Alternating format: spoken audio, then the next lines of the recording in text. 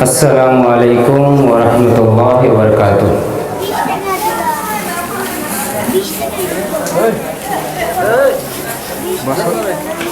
ان الحمد للہ نحمده ونستعینه ونستغفره ونعوذ باللہ من شرور انفسنا ومن سیئات اعمالنا من يهده الله فلا مضل له ومن يضلل فلا هادي له وأشهد أن لا إله إلا الله وحده لا شريك له وأشهد أن محمدا عبده ورسوله يا أيها الذين آمنوا اتقوا الله حق تقاته ولا تموتن إلا وأنتم مسلمون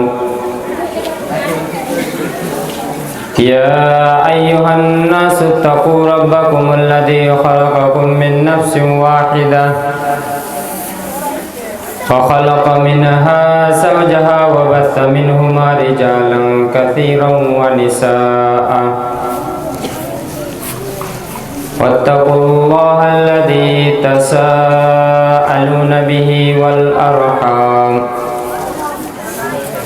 إن الله كان عليكم رقيبا يا أيها الذين آمنوا اتقوا الله وقولوا قولا سديدا يصلح لكم أعمالكم ويغفر لكم ذنوبكم ومن يطع الله ورسوله فقد فاز فوزا عظيما أما بعد فإن خير الحديث كتاب الله وخير الهدي هدي محمد صلى الله عليه وسلم وشر الأمور محدثاتها وكل محدثة بدعة وكل بدعة ضلالة وكل ضلالة في النار فأعوذ بالله السميع العليم من الشيطان الرجيم بسم الله الرحمن الرحيم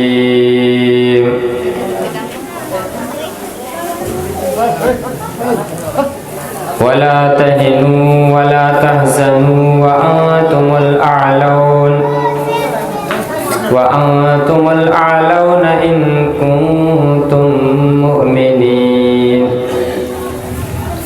وقال النبي صلى الله عليه وسلم يوشك الأمم أن تداعى عليكم كما تداعى الأكلة إلى قصعتها رواه أبو داود وقال الألباني هذا حديث حسن۔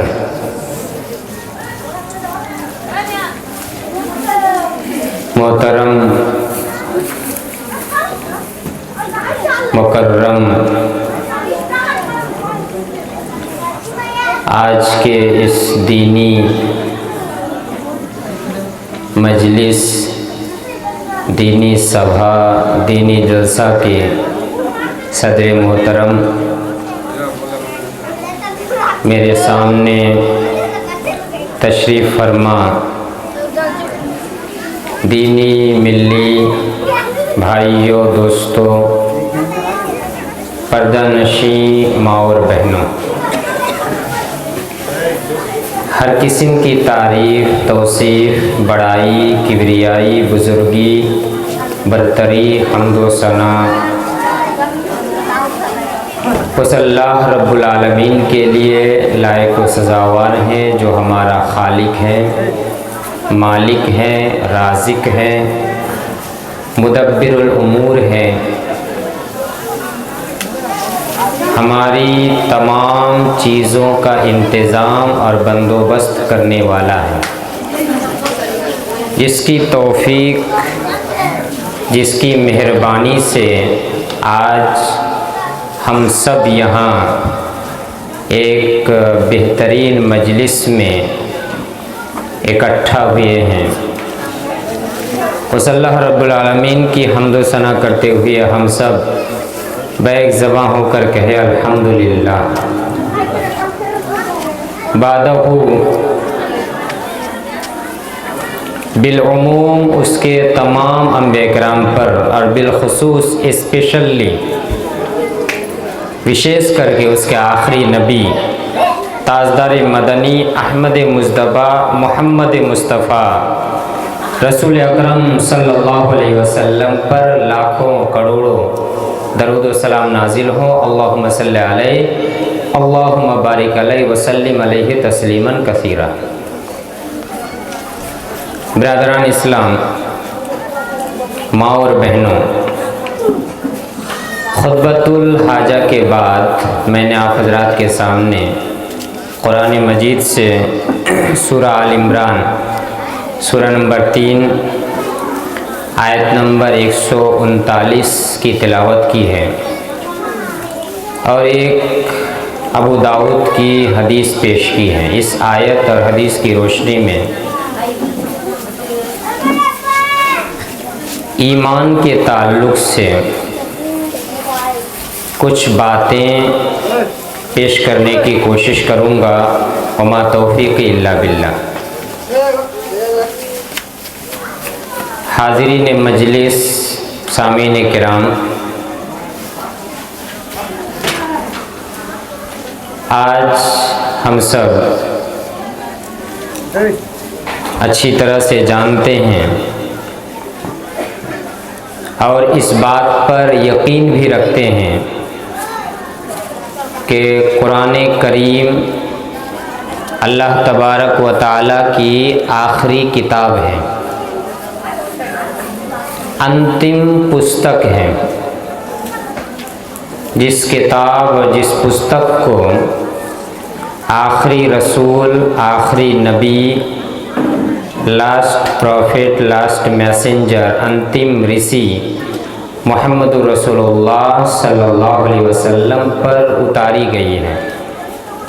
اس لیے جس کے دل میں، جس کے ہردے میں قرآن کی محبت ہوگی، اس کے دل میں، اس کے ہردے میں اللہ اور اس کے رسول کی محبت ضرور ہوگی، اور جو سینہ قرآن کی محبت سے خالی ہوگا، یا جس ہردے کے اندر قرآن کی محبت نہیں ہے، اس کا مطلب ہے کہ اس کے ہردے، اس سینہ کے اندر اللہ اور اس کے رسول کی محبت نہیں ہے۔ اس لیے کہ یہ قرآن مجید ہمارے لیے کیا ہے؟ خود اللہ تبارک و تعالیٰ کا بیان ہے، ہدی للناس، ہدی للمتقین۔ ہدی للمتقین بھی کہا گیا اور ایک جگہ ہدی للناس بھی کہا گیا۔ ہدی للمتقین یعنی یہ متقیوں کے لیے ہدایت کا ذریعہ، ہدایت کا مادھیم ہے۔ اس کتاب کے ذریعے سے متقی لوگ، پرہیزگار لوگ ہدایت حاصل کرتے ہیں، سیدھا راستہ ملتا ہے اس کتاب کے ذریعے۔ اور کہیں کہا گیا ہدی للناس، یہ پوری انسانیت کے لیے ہدایت ہے۔ اس دنیا کے اندر بسنے والے جتنے بھی انسان ہیں، تمام انسانوں کے لیے ایک کتاب کیا ہے؟ ہدایت ہے۔ اگر ہم کامیابی کا راستہ پانا چاہتے ہیں، جنت کا راستہ پانا چاہتے ہیں، تو ہمارے لیے ضروری ہے کہ ہم ہر لمحہ، ہر موڑ پر اٹھتے بیٹھتے، چلتے پھرتے، کھاتے پیتے، سوتے جاگتے، ہمیشہ قرآن کریم کو اپنا مشعل راہ بنا لیں، قرآن کریم سے ہم ہدایت حاصل کریں۔ اس لیے کہ ایک انسان اگر وہ چاہے کہ میں کامیاب بن جاؤں، جنت کا راستہ مجھے مل جائے، تو اس کے لیے ضروری ہے کہ اس کی زندگی، اس کا جیون قرآن مجید کے احکام کے مطابق ہو، قرآن مجید کی تعلیمات کے مطابق ہو، قرآن مجید کی جو شکشا ہے اس کے مطابق اس کی جیون ہو، تب وہ کامیاب ہو سکتا ہے، جنت حاصل کر سکتا ہے۔ لیکن اگر ہم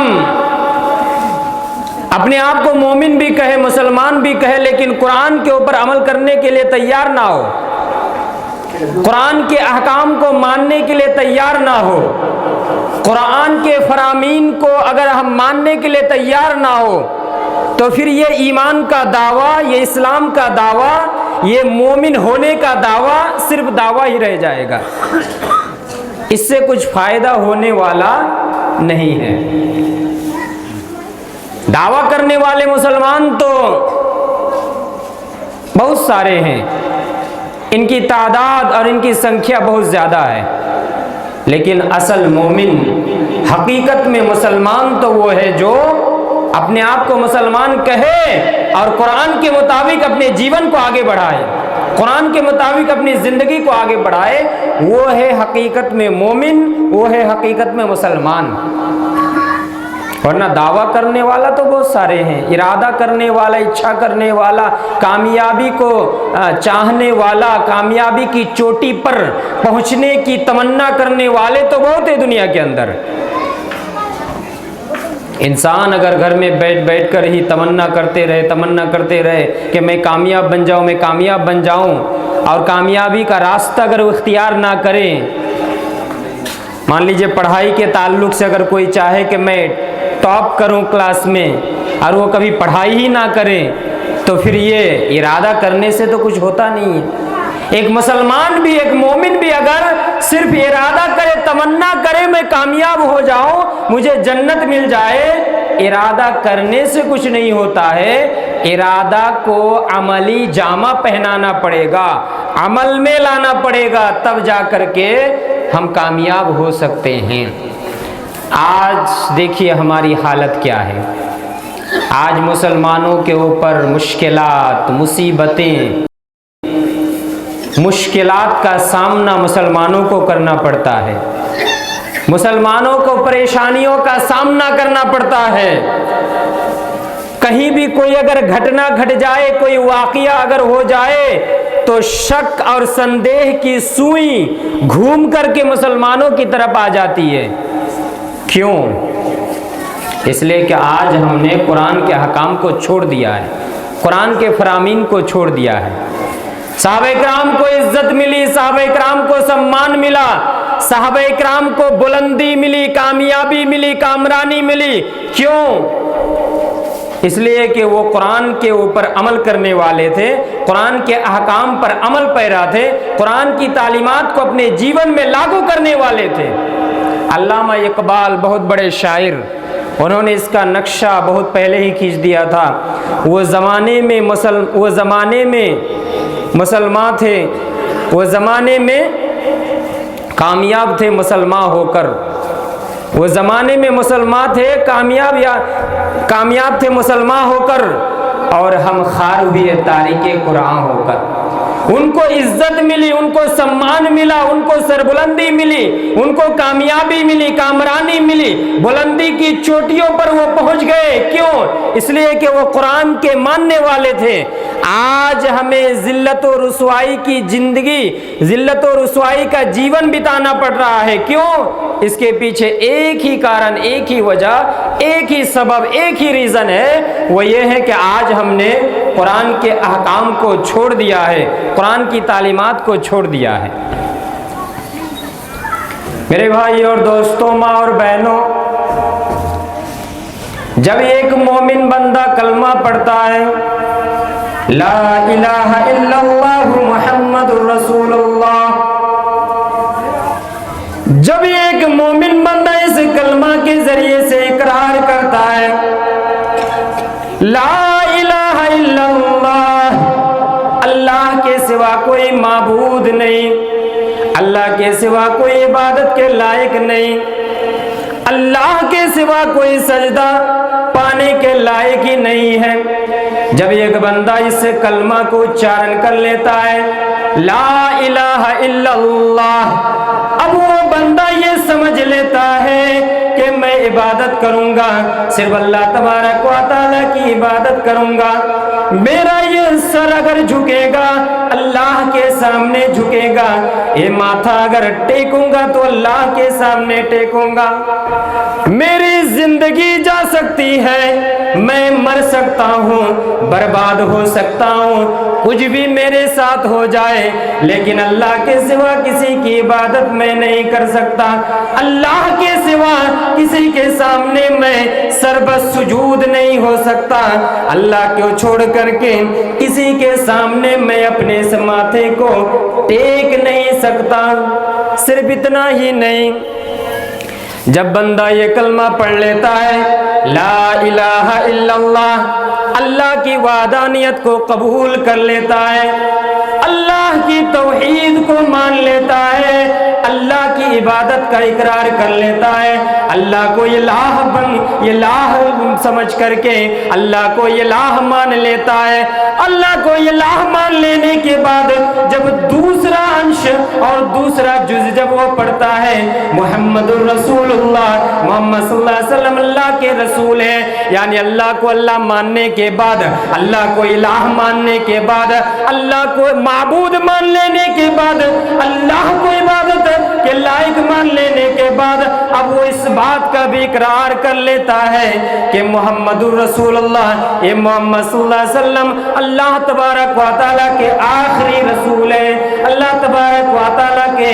آخری نبی ہے، یعنی وہ اقرار کر لیتا ہے، یہ سویکار کر لیتا ہے، وہ دل میں یہ اقرار کر لیتا ہے کہ میں اسی راستے پر چلوں گا جس راستے پر اللہ کے رسول نے چل کر کے دکھایا ہے، یا جس راستے پر چلنے کا ہمیں حکم دیا ہے۔ جب اس طرح سے ایک بندہ کلمہ پڑھ لیتا ہے تو اس کا ایمان مضبوط ہو جاتا ہے، وہ اتنا پکا سچا مومن اور مسلمان بن جاتا ہے کہ دنیا کی کوئی طاقت اسے سیدھے راستے سے ہٹا نہیں سکتی۔ یاد کیجئے غزوہ بدر کی تاریخ کو، اسلامی ہسٹری اٹھا کر کے دیکھیں غزوہ بدر، ہم نے بارہا سنا ہوگا کہ غزوہ بدر میں لگ بھگ 313 مسلمان اور ان کے بالمقابل مسلمانوں کی تعداد، کافروں کی تعداد، مسلمانوں کی تعداد لگ بھگ 313 اور ان کے مقابل کافروں کی تعداد 1000 سے زائد، کافروں کی سنکھیا 1000 سے زائد، لیکن مسلمان نہ ہچکے نہ جھجکے بلکہ دل کھول کر اور انتہائی جوامردی کے ساتھ مقابلہ کیا، اللہ تبارک و تعالی نے فتح بخشی اور 70 کافر گرفتار کیے گئے اور اسلام، ابو جہل جیسے اسلام کے دشمن سمیت 70 کافر قتل کر دیے گئے۔ یہ مسلمانوں کا ایمان تھا، یہ مسلمانوں کا ایمانی جذبہ تھا، یہ مسلمانوں کا توکل اور بھروسہ اللہ تبارک و تعالیٰ کے اوپر تھا۔ میرے بھائی اور دوستوں، جب کسی مسلمان کو ڈرایا جاتا تھا، کسی مسلمان کو دشمنوں کا خوف دلایا جاتا تھا، مسلمان نہ ڈرتے نہ جھجکتے نہ خوف زدہ ہوتے۔ جب مسلمانوں کو ڈرایا جاتا، مسلمانوں کا ایمان اور زیادہ بڑھ جاتا تھا۔ مسلمانوں کا ایمان اتنا بڑا ہوا تھا کہ آپ ہسٹری اٹھا کر کے دیکھیے، مسلمان فتح کرتے کرتے سمندر کے کنارے تک پہنچ جاتے ہیں، ساحل سمندر تک پہنچ جاتے ہیں، افریقہ کے کنارے سمندر کے قریب پہنچ جاتے ہیں۔ حضرت سے آسمان کی طرف نگاہ اٹھا کر کہتا ہے، اے اللہ تیری زمین ختم ہو گئی، ورنہ ہم آج آسمان کے نیچے زمین کے اوپر ایسی کوئی جگہ نہ چھوڑتے جہاں تیرے دین کا جھنڈا نہ گاڑ دے، ایسی کوئی جگہ نہ چھوڑتے جہاں تیرے دین اسلام کا جھنڈا ہم بلند نہ کرتے۔ کیوں؟ اس لیے کہ مسلمانوں کا ایمان بڑا ہوا تھا، مسلمانوں کا توکل اور بھروسہ ایک ماتر کیول اونلی ون اللہ تبارک و تعالیٰ کے اوپر تھا، اللہ کے اوپر بھروسہ تھا۔ ان کو ڈرایا جاتا، دھمکایا جاتا، خوف زدہ کیا جاتا، لیکن مسلمان ڈرنے کے بجائے ان کا ایمانی جذبہ اور زیادہ بڑھ جاتا تھا۔ آج مسلمانوں کے دلوں میں ڈر، خوف داخل کر دیا گیا ہے۔ تھوڑی سی کہیں اگر بیماری پھیل گئی ہم خوف زدہ ہو جاتے ہیں۔ ایک کورونا ہی دیکھیے، یہ الگ بات ہے کہ بیماری کے ٹائم پر احتیاط کرنا یہ اسلام ہی کا شکشہ ہے۔ احتیاط آپ کیجئے، اپنے آپ کو سوستھ، اپنے آپ کو ہیلدی آپ بنا کر کے رکھیں، لیکن اس کا مطلب یہ نہیں ہے کہ آپ کا ایمان کمزور ہو جائے، آپ کا بھروسہ اور توکل ختم ہو جائے اللہ تبارک و تعالیٰ کے اوپر سے۔ نہیں، اللہ کے اوپر بھروسہ رہنا چاہیے، اور یہ بھروسہ اور یہ یقین اور یہ وشواس رہنا چاہیے کہ لن یصیبنا الا ما کتب اللہ لنا، ہمیں کچھ بھی نہیں پہنچے گا، ہمیں کوئی مصیبت نہیں پہنچے گی سوائے وہ جو اللہ نے ہماری تقدیر میں لکھ کر کے رکھا ہے۔ ہمارا یہ بھروسہ ہونا چاہیے، ہمارا یہ توکل ہونا چاہیے، ہمارا یہ وشواس اللہ کے اوپر ہونا چاہیے۔ اور دوسری طرف آپ احتیاط بھی کیجئے، اپنے آپ کو سوستھ بھی رکھیے۔ جب بات آ گئی ہے تو تھوڑا سا سن لیجئے، ہیلتھ اور سوستھ رہنا یہ بھی اسلام کا مزاج ہے۔ اسلام بھی یہ چاہتا ہے کہ مسلمان ہیلدی رہے، مسلمان سوستھ رہے، اسلام بھی چاہتا ہے۔ جگہ بجگہ آپ کو قرآن مجید کی آیتیں ملے گی، نبی صلی اللہ علیہ وسلم کی حدیث ملے گی، جس سے آپ کو اندازہ ہوگا کہ اسلام نے ہمیں سوستھ کے اوپر، ہیلتھ کے اوپر زور دیا ہے۔ آپ دیکھیے سورہ اعراف سورہ نمبر 7 آیت نمبر 31 اٹھا کر کے دیکھیے، اللہ تعالیٰ نے کیا بیان کیا؟ کُلُوا وَاشْرَبُوا وَلَا تُسْرِفُوا، اے لوگو کھانا کھاؤ، وَاشْرَبُوا پانی بھی پیو، وَلَا تُسْرِفُوا لیکن حد سے زیادہ نہ کرو۔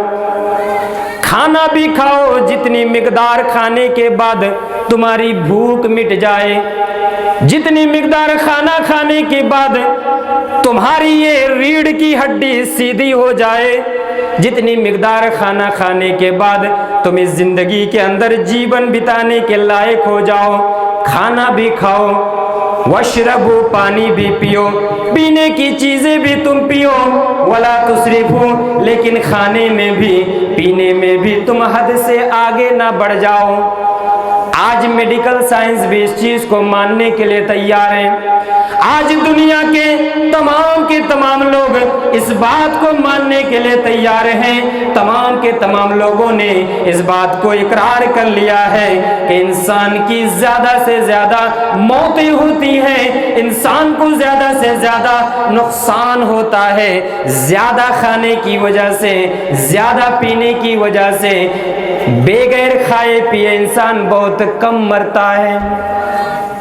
کیا پتہ چلا کہ آپ کھانا کھائیے، پانی پیجئے، لیکن حد سے زیادہ آگے مت بڑھیے۔ یہ نہیں کہ فری کا کوئی کھانا ملا یا اپنے گھر ہی میں کوئی سوادشٹ کھانا پکایا تو اب آپ نے اتنا کھا لیا کہ اب آپ سانس بھی نہیں لے پا رہے ہیں، ایسی حالت نہ ہو جائے۔ اسلام نے سواستھ کے اوپر، ہیلتھ کے اوپر جگہ بجگہ ہمیں اشارہ کیا ہے، ہمیں شکشا دیا ہے، ہمیں تعلیم دیا ہے۔ یہ تو کھانے کے متعلق ہوا، کچھ مختصراً آپ کے سامنے بیان کر دوں۔ یہ کھانے کے متعلق ہوا، اور آج آپ کسی بھی ڈاکٹر کے پاس جائیے، کہیں بھی جائیے، بدھی جیوی کے پاس، یہ تمام کے تمام لوگ اس بات کو مان لیے ہیں کہ زیادہ سے زیادہ نقصان کیا ہوتا ہے؟ کھانے کی وجہ سے۔ انسان کوئی تمیز نہیں کرتا ہے، کوئی فرق نہیں کرتا ہے، جو بھی سامنے آیا کھا لیا، ٹھوس لیا، اس سے زیادہ بیماری پھیلتی ہے۔ اس لیے اگر سوستھ رہنا چاہتے ہیں، ہیلدی رہنا چاہتے ہیں تو بہت ساری چیزیں ہیں، ان میں سے ایک اہم چیز یہ کیا ہے کہ آپ اتنی مقدار کھانا کھائے جتنی مقدار میں آپ کی بھوک مٹ جائے، اتنی مقدار پانی پیے جس سے کہ آپ کی پیاس بجھ جائے، اس سے زیادہ نہیں، ورنہ آپ بیمار پڑیں گے۔ اسی طرح کھانے کے متعلق یہ ہوا۔ اسی طرح ہم سب اچھی طرح سے جانتے ہیں بینجامن فرانکلن نے کیا کہا تھا؟ Early to bed early to rise makes a man healthy wealthy and wise. کیا مطلب؟ جلدی سو جانا اور جلدی صبح کو اٹھ جانا، اس سے کیا ہوتا ہے؟ Makes a man healthy wealthy and wise. اس سے انسان سواستھوان، ہیلدی ہوتا ہے، ویلدی پیسہ والا ہوتا ہے، یعنی جلدی اگر سو گیا، صبح جلدی اٹھ گیا، اسے کام بھی بہت زیادہ کرنے کو ملے گا، وقت ملے گا، اور جب انسان کام زیادہ کرے گا پیسہ بھی اس کے پاس زیادہ آئے گا۔ یہ ظاہر سی بات ہے، تو وہ کیا ہے، مالدار بھی بنے گا اینڈ وائز، اور وہ عقل مند بھی بنے گا۔ انسان اگر جلدی سو جائے اور جلدی صبح کو اٹھ جائے، اس کا دماغ اور اس کا برین بھی فریش رہتا ہے، وہ کسی بھی چیز کو اچھی طرح سے کیچ کر پاتا ہے، یاد کر پاتا ہے۔ اور اس چیز کو تمام لوگوں نے اس کو ایکسیپٹ کر لیا ہے، تمام لوگوں نے اس کو مان لیا ہے، جو اسلام کا بھی حکم ہے۔ کیسے؟ آپ دیکھیے سورہ قرآن مجید کے اندر ہی اللہ تبارک و تعالی نے ارشاد فرمایا، اللہ الذی جعل اللیل لتسکنوا فیہ والنہار مبصرا، وہی اللہ تبارک و تعالی کی ذات ہے جس نے رات کو بنایا، جعل اللیل لتسکنوا فیہ، تاکہ تم اس رات میں آرام کیا کرو، وجعلنا اللیل لباسا، سورہ نبا کو اٹھا کر کے دیکھیے اللہ تعالیٰ نے بیان کیا، ہم نے رات کو لباس بنا دیا۔ یہ لباس اور یہ پوشاک، اس کو ہم پہنتے ہیں اپنے جسم کو چھپانے کے لیے۔ اللہ تعالیٰ نے بیان کیا وَجَعَلْنَا اللَّيْلَ لِبَاسًا، ہم نے رات کو لباس بنا دیا ہے تاکہ جب رات آ جائے تم رات میں سونے کی تیاری کرو، رات میں سو جایا کرو، اس سے تمہاری صحت بھی اچھی رہے گی، تمہارا دماغ بھی اچھا رہے گا۔ آگے اللہ تبارک و تعالیٰ نے بیان کیا وَالنَّهَارَ مُبْصِرًا، اور دن کو ہم نے اجل اور روشن بنا دیا تاکہ دن میں روشنی میں تم، لائٹ میں تم دن میں کام کیا کرو، روزی روٹی حاصل کیا کرو۔ رات کو ہم نے آرام کرنے کے لیے بنایا، دن کو ہم نے کام کرنے کے لیے بنایا۔ اس آیت سے بھی اشارہ ملتا ہے کہ اے لوگوں، جب رات آ جائے، جب رات کی گھٹا ٹوپ تاریکی چھا جائے، تم ایسی رات میں جاگنے کی کوشش نہ کرو، ایسی رات میں کوئی بھی کام میں لپت ہو کر کے، چاہے وہ کوئی بھی کام ہو، چاہے وہ نوجوانوں کا موبائل کو لے کر کے ہو، چاہے وہ اور کوئی کام ہو، پوری پوری رات ہم اشلیل چیزوں کو دیکھتے ہوئے، پوری پوری رات ہم گندی فلموں کو دیکھتے ہوئے اپنی رات کو نہ گزارے، بلکہ اللہ تعالیٰ نے رات کو بنایا لِتَسْكُنُوا فِيهِ، تاکہ تم اس رات میں آرام کیا کرو، وَالنَّهَارَ مُبْصِرًا، اور دن کو ہم نے اجل اور روشن بنایا تاکہ تم دن میں روزی روٹی کمایا کرو۔ پتہ یہ چلا کہ اللہ تبارک و تعالیٰ نے رات میں سونے کو ہمیں حکم دیا، دن میں ہمیں کام کرنے کا حکم دیا، اور یہ ہم سب جانتے ہیں کہ رات میں جلدی سو جانا، صبح کو جلدی اٹھ جانا، یہ ہیلتھ کے لیے، یہ سواستھ کے لیے کیا ہے، لابھ دائک ہے، سواستھ کے لیے یہ کیا ہے، بینیفیشیل چیز ہے، یہ فائدہ مند ہے۔ نبی صلی اللہ علیہ وسلم نے بھی حدیث کے اندر بیان فرمایا، نبی صلی اللہ علیہ وسلم عشاء سے پہلے سونے کو ناپسند کرتے تھے اور عشاء کے بعد بات چیت کرنے کو ناپسند کرتے تھے، بغیر کسی ضرورت کے ایسے ہی آدمی جاگ کر کے رہے، اس کو نبی صلی اللہ علیہ وسلم پسند نہیں کرتے تھے عشاء کے بعد۔ تو عشاء کے بعد اگر ہم فوراً سو جائے، اگر کوئی ضرورت نہ ہو، کوئی ہو سکتا ہے ایگزام کی تیاری آپ کر رہے ہیں وہ الگ بات ہے، کچھ اور ایک دم ضروری کام ہو وہ الگ بات ہے، لیکن ایسے ہی فالتو آپ ہر رات کو ایسے ہی جاگے، موبائل لے کر کے آپ مست و مگن رہے اور رات کو آپ دیر کر کے سوئے، یہ نبی صلی اللہ علیہ وسلم کو پسند نہیں تھا۔ اور اسی چیز پر اگر ہم عمل پیرا ہو جائے، اس پر عمل کرنے والے ہو جائے، تو انشاءاللہ اللہ نے اگر چاہا تو ہم بہت ساری بیماریوں سے محفوظ اور سرکشت رہیں گے۔ اسی رات جاگنے کی وجہ سے بہت ساری بیماریاں ہمارے بدن میں، ہمارے شریر میں، ہمارے جسم میں گھر بنا لیتی ہیں۔ ہاں یہ الگ بات ہے کہ کسی کو اگر بیماری ہو جائے، احتیاط کرنے کے باوجود اللہ نے اگر دے دیا تو وہ اللہ کی مرضی، ہم کچھ نہیں کر سکتے، لیکن ہمیں اپنے طور پر احتیاط کرنا چاہیے۔ ہمیں ایسا نہ ہو کہ ہم اپنے آپ کو جان بوجھ کر کے ہلاک کریں، جان بوجھ کر کے ہم کیا کریں، اپنے آپ کو نقصان کی طرف ہم لے جائیں، یہ نہ کریں۔ اس لیے میرے بھائی اور دوستو، سواستھ کے اوپر، ہیلتھ کے اوپر شریعت نے ہمیں ابھارا کہ ہم اپنے ہیلتھ کا خیال رکھیں۔ بہت ساری باتیں ہیں اس کے متعلق، میں اس طرف نہیں جانا چاہتا، صرف ایک بات کہہ دیتا ہوں۔ ابن ماجہ، ترمذی، ابو داؤد کی روایت ہے، نبی صلی اللہ علیہ وسلم نے کیا فرمایا، یہ کھانے کے تعلق سے، نبی صلی اللہ علیہ وسلم نے فرمایا کہ ایک آدمی اپنے پیٹ کو کبھی بھر نہیں سکتا، نہ پڑے ایسا تو نہیں ہو سکتا، آپ کو روزانہ کھانا کھانا ہی پڑے گا۔ تو ایک پیٹ ایسا ہے کہ پیٹ کو انسان کبھی بھر نہیں سکتا۔ آگے نبی صلی اللہ علیہ وسلم نے فرمایا بِحَسْبِ ابْنِ آدَمَ اُکُلَاتْ یُقِمْنَ صُلْبَہ، ابن آدم کے سنتان کے لیے چند لقمہ ہی کافی ہے اپنی ریڑھ کی ہڈی کو سیدھی کرنے کے لیے، یعنی وہ صحیح طریقے سے چل پھر سکے، اس کے لیے چند لقمہ ہی کافی ہے۔ لقمہ سمجھتے ہیں نا، چند لقمہ اٹھا کر کے کھا لینا یہ کافی ہے انسان کے لیے۔ آگے نبی صلی اللہ علیہ وسلم بیان کرتے ہیں فَإِن كَانَ لَا مُحَالَةً، اگر کھانا دیکھ کر کے شوق پیدا ہو جائے کہ میں تھوڑا سا کھاؤں، 2-3 لقمہ سے دل نہیں بھرا، تو نبی صلی اللہ علیہ وسلم بیان کرتے ہیں فَثُلُثٌ لِطُعَامِ وَثُلُثٌ لِشَرَابِ وَثُلُثٌ لِنَفَسِ۔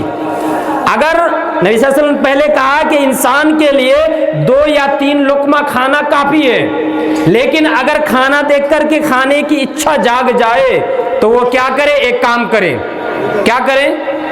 پیٹ کو 3 حصہ میں تقسیم کرے، ایک حصہ کھانے کے لیے، ایک حصہ پینے کے لیے، اور ایک حصہ نفس ہی یعنی سانس کے لیے، نساس سانس پرساس کے لیے۔ ایسا نہ ہو کہ انسان اتنا کھا لے۔ ایک آدمی گیا ڈاکٹر کے پاس جا کر کے کہہ رہا ہے کہ ڈاکٹر صاحب ایسیڈیٹی ہو گئی ہے، گیسٹرک ہو گئی ہے، کچھ دوا دیجئے، کچھ اپائے بتائیے، کچھ علاج بتائیے، چکتسا آپ بتائیے کچھ۔ ڈاکٹر نے کہا کہ یہ ٹیبلٹ لیجئے، اس ٹیبلٹ کو کھا لیجئے۔ تو کیا کہہ رہا ہے جانتے ہیں کہ ڈاکٹر صاحب اگر اتنی جگہ باقی رہتی تو میں اس کو چھوڑتا، اس کو میں فل کر لیتا۔ یعنی ایک ایسیڈیٹی یا گیسٹرک کا ایک ٹیبلٹ وہ کھائے، اس کی بھی جگہ نہیں ہے پیٹ کے اندر۔ اس طرح سے اگر ہم مسلمان مومن آدمی کھانا کھائے تو پھر ہماری صحت کبھی بھی صحیح نہیں رہ سکتی۔ اس لیے مومن کے بارے میں حدیث کے اندر آیا ہے کہ مومن کھانا کھاتا ہے 1 آنت سے، 1 انتڑی سے، اور کافر کھانا کھاتا ہے 7 انتڑی سے۔ کافر کھانا کھاتا ہے 7 انتڑی سے، لیکن مومن کھانا کھاتا ہے 1 آنت سے، 1 انتڑی سے۔ لیکن آج الٹا ہو گیا ہے۔ آج دیکھیے کہ کافروں کے بارے میں، کافروں کے اندر دیکھیے وہ ہیلتھ کانشس کتنا ہے، سواستھ کو لے کر وہ کتنا چوکنا ہے، ساودھان اور سترک رہتا ہے اپنے ہیلتھ کو لے کر کے۔ لیکن ہم مسلمان ہیں کہ فٹنس کے اوپر کوئی زور ہی نہیں دیتے ہیں، حالانکہ یہ بھی صحیح نہیں ہے۔ ہمارے درمیان اصل میں 2 حصے میں لوگ تقسیم ہے۔ کچھ لوگ تو یہ سمجھتے ہیں ان لوگوں کے فٹنس کو دیکھ کر کے کہ صبح اٹھتا ہے، شام کو سونے جاتا ہے، یا سونے کے خواب میں بھی وہ دیکھتا ہے کہ میں جم میں ہوں، میں باڈی بلڈنگ بنا رہا ہوں، میں 6 پیک بنا رہا ہوں۔ یہ بھی صحیح نہیں ہے، 6 پیک بنانا ضروری نہیں ہے، لیکن کچھ مسلمان یہ سمجھتے ہیں کہ ارے فٹنس سے میرا کیا واسطہ، کھانا کھاؤ من بھر کر کے، جتنا کھا سکتے ہو کھاؤ، جتنا پی سکتے ہو پیو، تمہاری توند جتنی بھی نکل جائے، بیماری کچھ بھی ہو جائے، کھانا بند نہیں کرنا ہے۔ تو یہ بھی صحیح نہیں ہے۔ یہ بھی نہیں ہے کہ آپ صرف جم کی تلاش میں رہے، جم کی تمنا کرے اور جم میں سارا دن پڑے رہے، نماز کے لیے آپ کو وقت نہ ملے، نماز کے لیے آپ کو فرصت نہ ملے، لیکن جم میں جانے کے لیے آپ کو وقت مل جائے۔ یہ بھی صحیح نہیں ہے۔ اور یہ بھی صحیح نہیں ہے کہ آپ مسلمان ہو کر کے فٹنس کے اوپر کوئی دھیان ہی نہ دیں۔ اسلام نے فٹنس کے اوپر بہت زیادہ زور دیا ہے، اور وہ اسلام کا سکھایا ہوا جو فٹنس ہے، رات میں جلدی سے سو جائیے، صبح جلدی سے آپ اٹھ جائیے، کھانا کم کر کے کھائیے۔ ان تمام چیزوں کو اگر آپ عمل میں لائیں گے تو انشاءاللہ آپ قوی اور مضبوط اور طاقتور مومن بنیں گے۔ اور صحیح مسلم کی حدیث ہے، نبی صلی اللہ علیہ وسلم نے فرمایا المومن القوی خیر واحب الی اللہ من المومن الضعیف، شکتی شالی مومن، طاقتور مومن یہ اللہ کے نزدیک پسندیدہ ہے، بہتر ہے کمزور مومن سے۔ کیوں؟ اس لیے کہ کمزور مومن جو ہوگا وہ صحیح طریقے سے عبادت نہیں کر پائے گا، صحیح طریقے سے اسلام کا کام نہیں کر پائے گا۔ لیکن جو شکتی شالی مومن ہوگا، جو اپنے ہیلتھ کو صحیح رکھے گا، جان بوجھ کر کے اپنی کرتوت کی وجہ سے، اپنی دوست اور اپنی ترٹی کی وجہ سے جو اپنے ہیلتھ کو نہیں گنوائے گا، اپنے ہیلتھ کو نشٹ اور برباد نہیں کرے گا، وہ صحیح طریقے سے اسلام کا کام کر پائے گا۔ اس لیے اللہ تبارک و تعالیٰ کو شکتی شالی مومن، پاورفل مومن، بلشالی مومن، طاقتور مومن یہ پسندیدہ ہے۔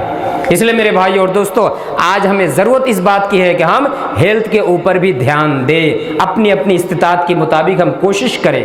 اب اللہ نے اگر بیماری دے دی تو پھر ہم کچھ نہیں کر سکتے، وہ اللہ کی مرضی ہے، لیکن ہم اپنے طور پر احتیاط کریں۔ میں جو بیان کر رہا تھا کہ تھوڑی سی کوئی بیماری آ گئی تو ہم گھبرا جاتے ہیں، ہم پریشان ہو جاتے ہیں۔ اللہ کے اوپر بھروسہ اور توکل ہمارا اس طرح نہیں ہے جس طرح ہونا چاہیے، اللہ کے اوپر مضبوط وشواس ہمارا نہیں ہے جس طرح سے ہونا چاہیے۔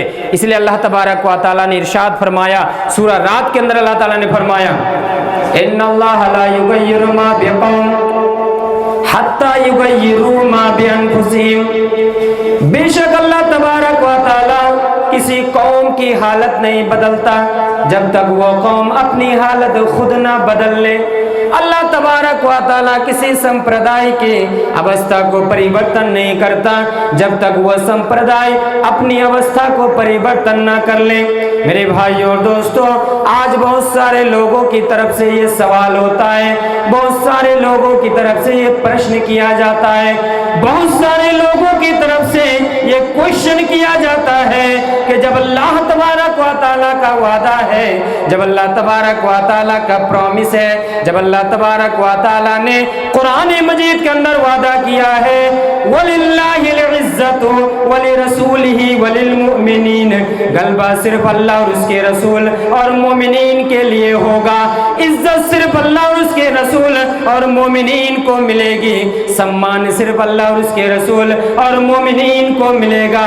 وہ عزت کہاں گئی، وہ غلبہ کہاں گیا، وہ سربلندی کہاں گئی، وہ سمان کہاں گیا جس سمان کے بارے میں اللہ تبارک و تعالیٰ کا قرآن مجید کے اندر وعدہ ہے، اللہ تبارک و تعالیٰ نے قرآن مجید کے اندر پرومس کیا ہے، پھر وہ عزت وہ سمان ہمیں کیوں نہیں مل رہا ہے؟ میرے بھائی اور دوستو، میں بھی آپ تمام لوگوں سے ایک ہی سوال کرنا چاہتا ہوں، میرا بھی ایک ہی پرشن ہے، میں بھی ایک ہی کوشچن کرنا چاہتا ہوں، کیا اللہ تبارک و تعالیٰ کا یہ وعدہ تھا، کیا اللہ تبارک و تعالیٰ کا پرومس تھا، کہ اللہ تبارک و تعالیٰ نے یہ وعدہ کیا تھا کہ میں صرف خاندان کی حد تک رہ جانے والے مسلمانوں کو عزت عطا کروں گا؟ کیا میں صرف نام کے مسلمان رہنے والے کو سمان عطا کروں گا؟ کیا اللہ تبارک و تعالیٰ کا وعدہ تھا کہ جو صرف نام رکھنے والا مسلمان ہے، عبداللہ نام رکھنے والا، عبد الرحمن نام رکھنے والا، عبد الستار نام رکھنے والا، عبداللہ رکھنے والا نام کے مسلمان ہیں، ایسے مسلمانوں کو میں سمان دوں گا؟ نہیں نہیں، نہ اللہ تبارک و تعالیٰ کا وعدہ بدلا، نہ قرآن کے احکام بدلے، نہ قرآن کے فرمان بدلے، آج ہم خود بدل گئے ہیں، آج ہم نے خود اپنی اوستھا کو پریورتن کیا ہے، اس لیے آج ہماری یہ حالت ہے، ہمیں مشکلات کا سامنا کرنا پڑ رہا ہے، ہمیں مصیبتوں کا سامنا کرنا پڑ رہا ہے، ہمیں مارا جا رہا ہے، ہمیں کاٹا جا رہا ہے، ہماری عزتوں کو لوٹی جا رہی ہے، ہماری عزتوں کو تار تار کیا جاتا ہے، ہم شکایت تو کرتے ہیں، ہم رب کے سامنے یہ شکوہ شکایت لے کر کے حاضر تو ہوتے ہیں، لیکن کبھی ہم نے غور نہیں کیا، کبھی ہم نے اپنے ایمان کو ٹٹول کر کے نہیں دیکھا، کبھی ہم نے اپنے اخلاق کو ٹٹول کر کے نہیں دیکھا کہ اللہ تبارک و تعالی ہماری حفاظت نہیں کر رہی ہے، ہماری رکھوالی نہیں کر رہی ہے، ہماری رکھوالی کرنے کی ذمہ داری جو اللہ کی ہے وہ ذمہ داری کہاں گئی، وہ حفاظت کی ذمہ داری کہاں گئی؟ ہم شکوہ شکایت تو کرتے ہیں لیکن کبھی ہم غور نہیں کرتے ہیں، ہم تو کہتے ہیں اے میرے رب، اے میرے رب، اے میرے پالن ہار، اے میرے پالن کرتا، تو ہماری حفاظت کرنے والا ہے، تو ہماری رکھوالی کرنے والا ہے، تو ہماری حفاظت رکھوالی کرنے کی ذمہ داری تمہاری ہے، لیکن ہم یہ بھول جاتے ہیں کہ ہماری بھی ذمہ داری ہے اس رب کو پکارنا، ہماری بھی ذمہ داری ہے اس رب کے سامنے سجدہ کرنا، ہماری بھی ذمہ داری ہے اس رب کے دربار میں آ کر کے نمازیں قائم کرنا، نمازوں کے ذریعے سے اللہ تبارک و تعالی سے یہ دعائیں کرنا، ایاک نعبد و ایاک نستعین، اے ہمارے رب ہم تیری ہی عبادت کرتے ہیں، تجھ سے ہی مدد مانگتے ہیں۔ رب کے سامنے آ کر کے تو دیکھیے، رب کے سامنے آ کر کے گڑ گڑا کر کے تو دیکھیے، رب کے سامنے آ کر کے رو کر کے دیکھیے، رب کے سامنے آ کر کے اپنے آنسوؤں کو نکال کر کے تو دیکھیے، پھر دیکھیے وہ رب ہماری آواز پر کیسے لبیک نہیں کہتا ہے۔ وہ رب ہماری آوازوں کو سننے کے لیے، ہماری دعاؤں کو سننے کے لیے، ہماری پکار کو سننے کے لیے، ہماری گہار کو سننے کے لیے وہ رب العالمین تیاری میں ہے۔ وہ رب العالمین تو چاہتا ہے یہ میرا بندہ گناہ کرتے کرتے تھک گیا ہے، گناہ کرتے کرتے پریشان ہو گیا ہے۔ اے میرے بندے، گناہ کرتے کرتے اگر تھک گئے ہو، گناہ کرتے کرتے اگر پریشان ہو گئے ہو، میرے دربار میں آ جاؤ، مجھے پکارنے کے لیے تیار ہو جاؤ، میرے دربار میں آ کر کے سجدے میں گر جاؤ، سجدے میں آ کر کے مجھے ایک مرتبہ پکار کر کے تو دیکھو، میں تمہاری پکار سننے کے لیے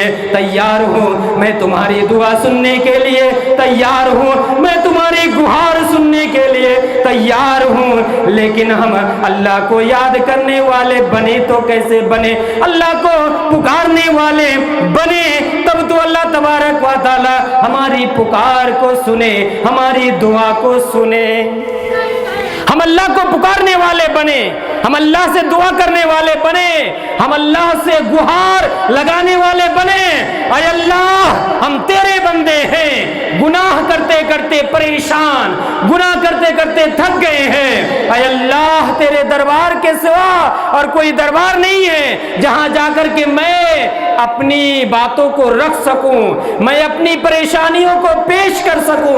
اے رب العالمین، میں تمہارے دربار میں آ چکا ہوں، تمہارے دربار میں تمہیں پکارنے کے لیے آ چکا ہوں۔ اے اللہ، مجھے معاف کر دے۔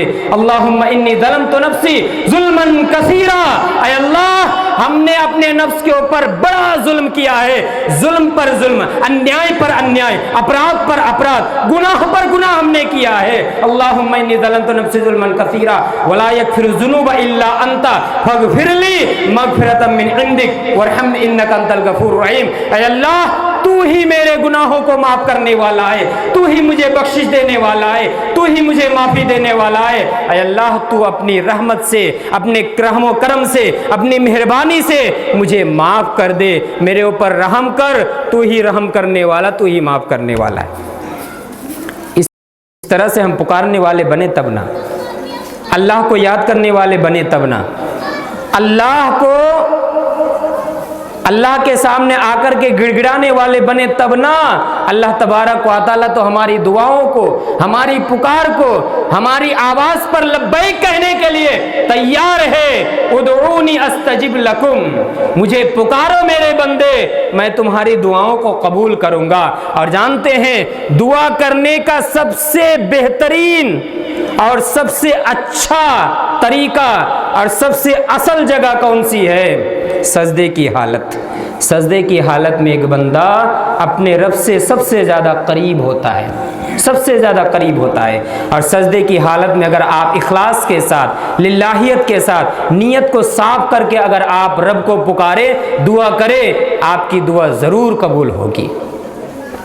یہ ہم غلط سمجھتے ہیں بہت سارے لوگ کہ جب دعا کرتے ہیں کسی چیز کو ہم مانگتے ہیں اور وہ مانگ جب پوری نہیں ہوتی ہے ہمارے من کے مطابق، ہم اپنی سوچ کے مطابق سمجھتے ہیں کہ دعا قبول نہیں ہوئی، حالانکہ وہ غلط بات ہے۔ دعا قبول ضرور ہوتی ہے، اگر اخلاص کے ساتھ دعا کرے، للہیت کے ساتھ دعا کرے تو دعا ضرور قبول ہوتی ہے۔ لیکن ہاں، اگر وہ چیز، جس چیز کو ہم مانگ رہے ہیں، وہ ہمارے لیے اگر اچھی ہے تو اللہ تعالیٰ ہمیں دے گا، اگر اچھی نہیں ہے تو اللہ تعالیٰ نہیں دے گا۔ لیکن دعا کرنے کا فائدہ یہ ہے کہ آپ کو اس بری چیز سے آپ کو اللہ تعالیٰ دور کر دے گا، چونکہ وہ چیز میرے لیے، آپ کے لیے اچھی نہیں ہے۔ اللہ تعالیٰ بہتر جانتا ہے کہ میرے لیے کون سی چیز اچھی ہے، آپ کے لیے کون سی چیز اچھی ہے۔ تو ہم نے دعا مانگی، مجھے نہیں ملی، اس کا مطلب یہ ہے کہ وہ چیز میرے لیے اچھی نہیں ہے۔ या हो सकता है अल्लाह तबारक व तआला उससे बेहतर चीज़ कोई मुझे देने का इरादा कर रहा है, देना चाहता है। इसलिए हम इस गलतफहमी में ना रहे कि अल्लाह दुआ करते हैं, मांगते हैं, पुकारते हैं, तुझसे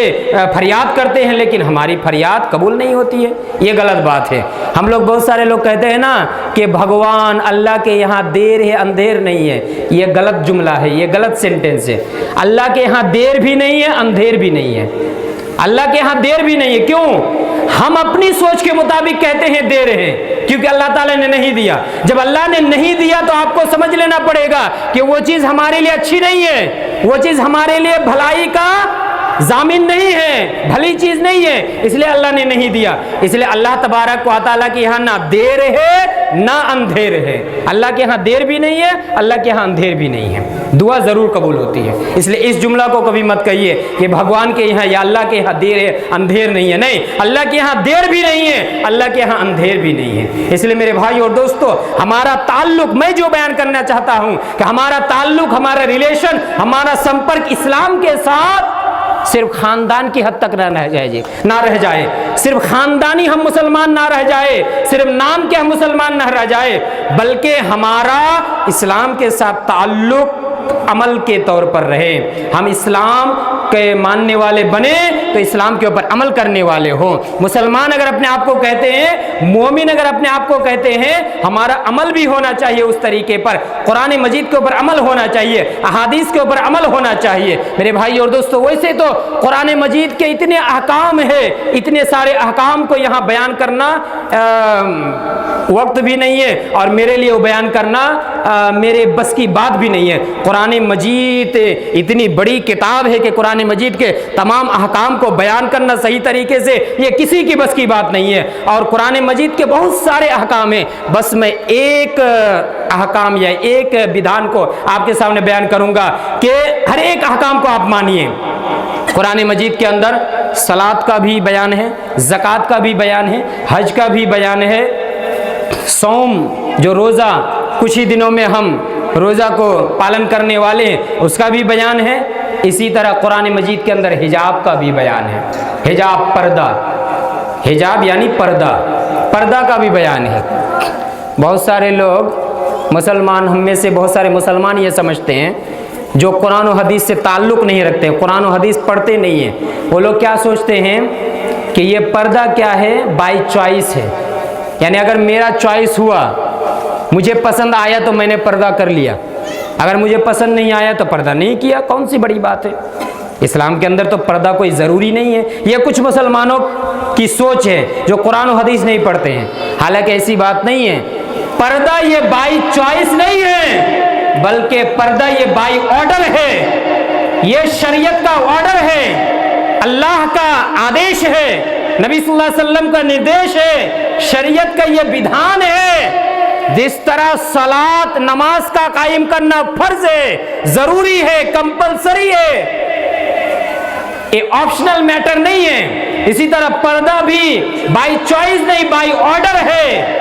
इसको अच्छी तरह से सुन लीजिए माँ और बहनों, मैं आप लोगों से बिलखुसूस कहना चाहूंगा, इसलिए कि पर्दे का ताल्लुक बिलखुसूस आप लोगों से है। वैसे मर्दों के साथ भी है, मर्दों का भी पर्दा है, मर्दों की भी आंखों का पर्दा है और पर्दा करने का हुक्म दिया गया, लेकिन चूंकि ज्यादातर अपने बदन को ढांपना ये सब औरतों से ताल्लुक है, इसलिए मैं कहना चाहूंगा ये पर्दा बाय चॉइस नहीं है कि आपकी चॉइस के ऊपर ये डिपेंड नहीं करता है कि मुझे पसंद आया तो मैंने पर्दा कर लिया, पसंद नहीं आया तो पर्दा नहीं किया। ये ऑप्शनल मैटर है, ऐसी नहीं है, बल्कि ये ऑब्लिगेटरी मैटर है, ये ऑप्शनल नहीं है, बल्कि ये जरूरी है, कंपलसरी है। जिस तरह नमाज फर्ज है, नमाज अगर आप नहीं पढ़ेंगे गुनाह का मुर्तकिब होंगे, गुनाह होगा, अपराध होगा, जुर्म होगा। ज़कात का अगर आप इनकार करेंगे गुनाह होगा, जुर्म होगा, अपराध होगा।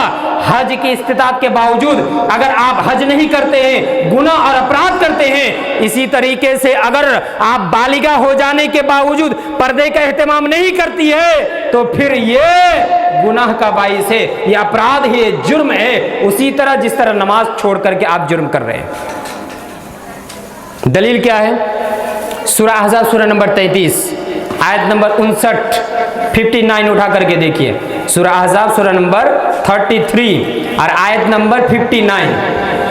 या अय्युहन नबी कुल लिअज़वाजिका व बनातिका व निसाइल मुमिनीन युदनीना अलैहिन्ना मिन जलाबिबिहिन्ना। नबी सल्लल्लाहु अलैहि वसल्लम को मुखातब करके बयान किया जा रहा है, या अय्युहन नबी, ऐ नबी सल्लल्लाहु अलैहि वसल्लम, कुल लिअज़वाजिका, आप अपनी बीवियों से भी कह दीजिए, व बनातिका, अपनी बेटियों को भी कह दीजिए, व निसाइल मोमिनीन, और तमाम के तमाम मोमिना औरतों से भी आप कह दीजिए। क्या कह दीजिए?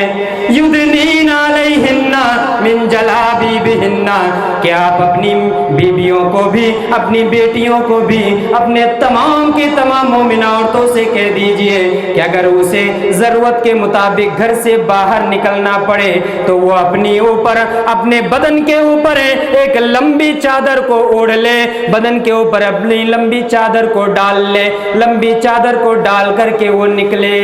क्यों?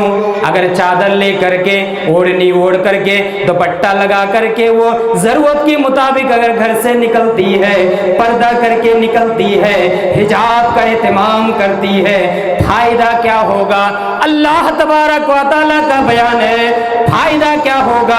ज़ालिका अदना अन युरफ़ना फला युज़ैन, इससे एक बड़ा फायदा होगा, जब एक औरत पर्दा करके निकलेगी, एक औरत हिजाब का एहतमाम करके निकलेगी, तो ये पहचान ली जाएगी कि ये औरत और ये लड़की, ये महिला शरीफ खानदान से ताल्लुक़ रखने वाली है, शरीफ खानदान और परिवार से इसका ताल्लुक़ है। इससे फायदा क्या होगा? फला युज़ैन, उसे टॉन्टिंग नहीं की जाएगी, उसे उत्तेजित नहीं किया जाएगा, उसे ईव टीजिंग का सामना ना करना पड़ेगा, परेशानियों का सामना ना करना पड़ेगा।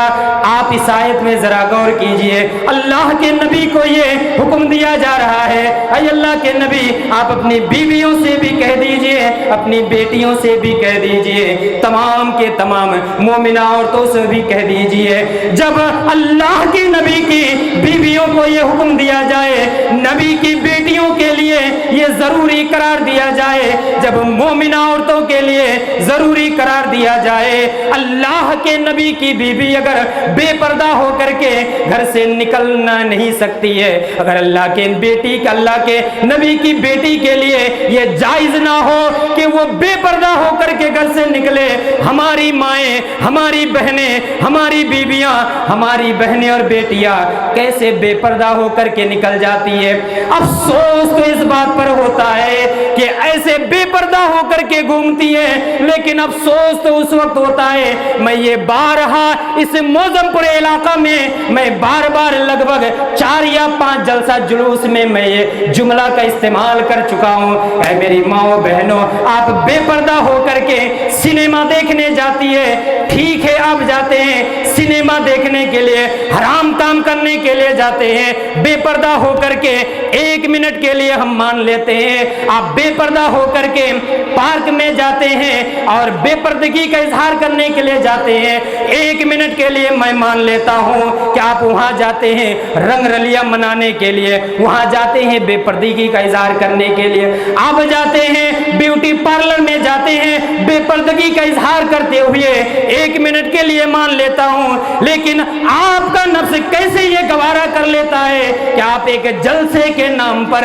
एक दीनी मजलिस के नाम पर अपनी बीबी को, अपनी बेटी को, अपनी बहन को बेपर्दा होकर के निकलने की इजाजत कैसे दे देते हैं? एक जलसा के नाम पर, जो जलसा दीन के नाम पर हो, शरीयत के नाम पर हो, जहां कुरान की बातें होगी, जहां हदीस की बातें होगी, ऐसे जलसे के नाम पर हमारी बेटियां, हमारी बहनें, हमारी माएं बेपर्दा होकर के कैसे निकलती है, और हम पिता, बाप, दादा, भाई, माँ होकर के कैसे इसको पसंद कर लेते हैं, कैसे इससे हम राजी हो जाते हैं। मैंने बहुत सारी जगह इसको बयान किया, एक चीज को आप जरा गौर से सुनिए, आज भी बयान कर रहा हूं। आप अगर इस जमीन में बैठ करके कोई गुनाह कर रहे हैं और उसी गुनाह को अगर आप मस्जिद में जाकर के कर रहे हैं, इस गुनाह का ग्रेड बढ़ जाता है। نہیں سمجھے؟ یہاں اگر کوئی گناہ کر رہے ہیں اور وہی گناہ سیم ٹو سیم مسجد میں آپ کر رہے ہیں، اس کا گریڈ بڑھ جاتا ہے، وہ گناہ اور بڑا ہو جاتا ہے۔ اسی گناہ کو اگر آپ مکہ کی سرزمین میں جا کر کے آپ کریں گے، اس کا گریڈ اور زیادہ بڑھ جاتا ہے۔ اسی گناہ کو اگر آپ بیت اللہ الحرام میں، کعبہ شریف میں گھس کر کے آپ کریں، اس کا گریڈ اور زیادہ بڑھ جاتا ہے۔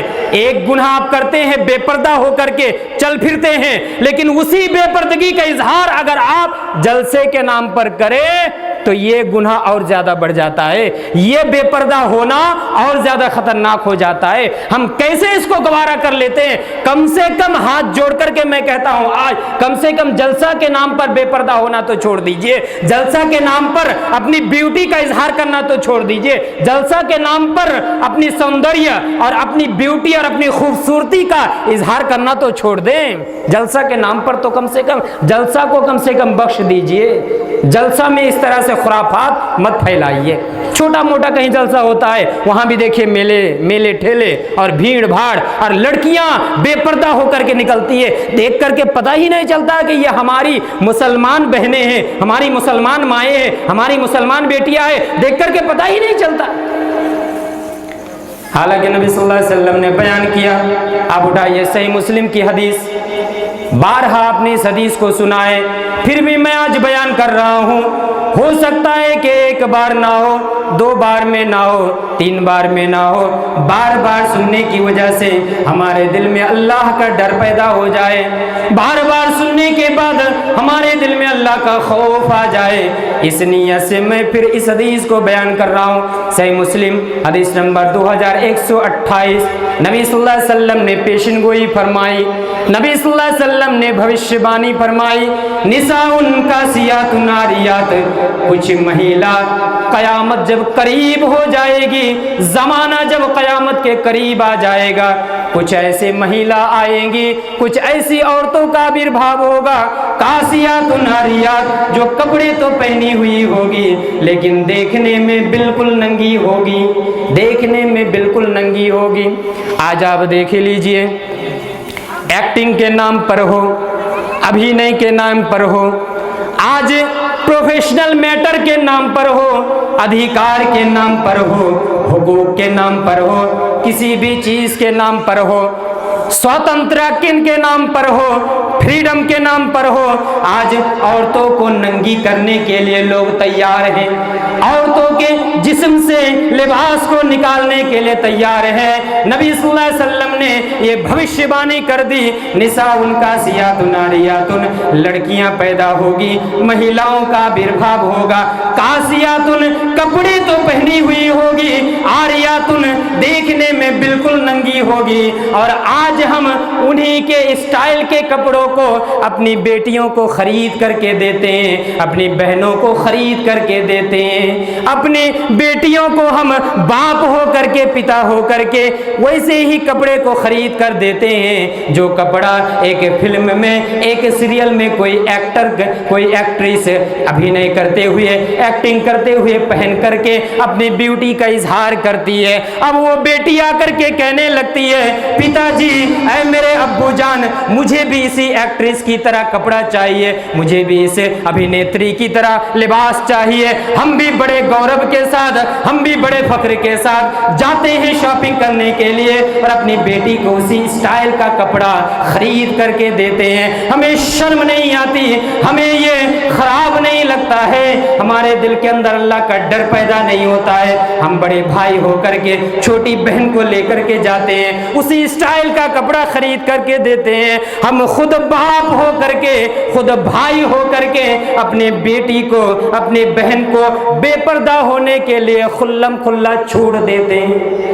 اللہ کے نبی صلی اللہ علیہ وسلم نے بیان کیا، کاسیات عاریات، کپڑے تو پہنی ہوئی ہوگی، دیکھنے میں بالکل ننگی ہوگی، ممیلات مائلات، صرف اتنا ہی نہیں، وہ عورتیں اپنی خوبصورتی کا اظہار کر کے، اپنی بیوٹی کا اظہار کر کے، اپنی سوندریہ کا اظہار کر کے لڑکوں کو اپنی طرف کھینچنے کی کوشش کرے گی۔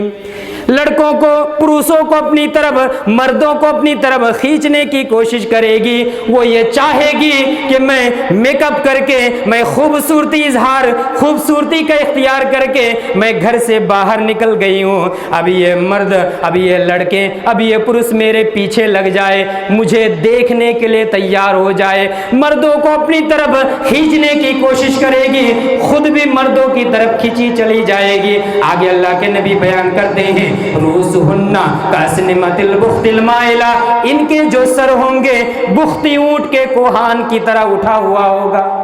ऊंट हमने देखा है ना, ऊंट का कोहान, कोहान नहीं समझे, कूंज, ऊंट का जो कूंज होता है, हम अपनी मातृ जुबान में कूंज कहते हैं, ऊंट का जो कूंज होता है वो उसके बदन से थोड़ा सा उठा होता है। इन औरतों का सर भी बुख्ती ऊंट के कोहान की तरह उठा हुआ होगा। बांधेगी, हेयर स्टाइल करेगी कि वो बुख्ती ऊंट के कोहान की तरह वो बाल भी उठा हुआ होगा, यानी बेनी बना करके, खुप्पा बना करके, या विभिन्न प्रकार के हेयर स्टाइल करके। कहने का मतलब ये है, नबी सल्लल्लाहु अलैहि वसल्लम बयान कर रहे हैं, मैं हदीस का अनुवाद और तर्जमा और ट्रांसलेशन आपके सामने पेश कर रहा हूँ। रूसुहुन्ना कास्निमतिल बुख्तिल माइला, इनके सर बुख्ती ऊंट के कोहान की तरह उठे होंगे। ऐसी औरतों का अंजाम क्या होगा, ऐसी औरतों का परिणाम क्या होगा? अल्लाह के नबी सल्लल्लाहु अलैहि वसल्लम बयान करते हैं, ला यदखुलनल जन्ना व ला यजिदन रिहाहा व इन्न रिहाहा लयूजदु मिन मसीरति कदा व कदा।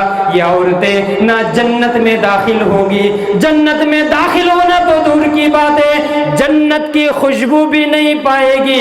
ये औरतें इतनी बदनसीबा होगी, इतनी बदनसीबा होगी कि जन्नत में दाखिल होना तो दूर की बात है, जन्नत की खुशबू तक नहीं मिलेगी। हालांकि जन्नत की खुशबू बहुत दूर दराज इलाके से मिलती है, लेकिन ये औरतें खुशबू भी नहीं पाएगी। ये औरतों का अंजाम, ये औरतों का परिणाम होगा जो खुल्लम खुल्ला पर्दे का एहतमाम ना करते हुए, बेपर्दा हो करके, अपनी ब्यूटी का इजहार करके, अपनी सौंदर्य और अपनी खूबसूरती का इजहार करते हुए घूमती है, फिरती है। ऐसी औरतों का ये अंजाम होगा। नबी सल्लल्लाहु अलैहि वसल्लम की ये भविष्यवाणी है, नबी सल्लल्लाहु अलैहि वसल्लम की ये पेशिन गोई है। क्या मेरे भाई और दोस्तों, माओ बहनों, इन हदीसों को सुनने के बाद भी अल्लाह तबारक व तआला का डर पैदा ना हो हमारे दिल में, हम बदलने के लिए तैयार ना हो? क्या ये डर नहीं है? क्या हम सब इस दुनिया के अंदर हमेशा रहने के लिए आए नहीं, बल्कि इस दुनिया को छोड़ करके हमें एक ना एक दिन हमें इस दुनिया को छोड़ करके जाना है।